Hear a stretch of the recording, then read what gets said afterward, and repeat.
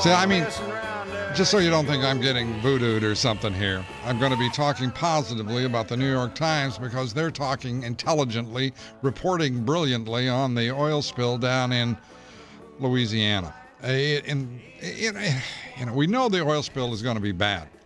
But the New York Times, specifically John M. Broder and Tom Zeller Jr., the reporters on this story, the Gulf oil spill is bad, but how bad? Now, you've heard the president talking about unprecedented disaster, and you've been talking, you got all these morons running around, wringing their hands and talking about the ecology of the moment and how they know everything. You got to know one thing.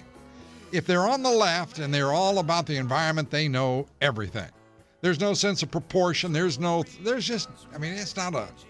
break. There's no transmission, man. It's full throttle. It's all the way.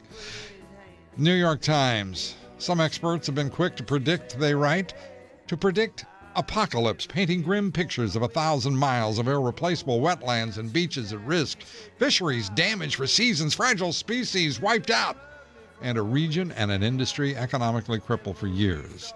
President Obama's called the spills potentially unprecedented environmental disaster, and scientists have suggested the oil might hitch a ride on the loop current in the Gulf, bringing havoc to the entire Atlantic coast. Whoa! Well, guess what? The New York Times then goes on to report, and I got to tell you, I got to give them credit for great reporting, perspective, proportionality. Here's what they write. Yet the Deepwater Horizon blowout is not unprecedented, nor is it yet among the worst oil accidents in history. And its ultimate impact will depend on a long list of interlinked variables, including the weather, ocean currents, the properties of the oil involved, and the success or failure of the frantic efforts to staunch the flow and remediate its effects. As one expert put it, this is the first inning of a 9-inning game, and no one knows the final score. Thank you, New York Times. Now will you tell all the idiots over at MSNBC to take a drink of something just light and frothy like their minds and just shut up? Jesus. Can't we just have a little restraint? Oh, they got to sell those, what is it? I don't know what they're selling.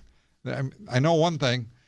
This story, like every other piece of news that MSNBC touches, it's like it all goes over to MSNBC to die. And then MSNBC's now in the recent months decided to go one better. They torture the news for days and then they kill it. It's incredible what they're doing. And I love Phil Griffin. I've known Phil Griffin 100 years, the guy who runs MSNBC. Nice fella, okay? He now admits that they're a left-wing loony bin. Somebody asked him, I may have been somebody, I think at TV Newsers where I saw this article. TVNewser.com, by the way, always has the dirt on the industry. And they asked him if he's going to put a right-wing show on his network. And he said he didn't want to mess with the flow at MSNBC. I thought that was pretty good because flow they do.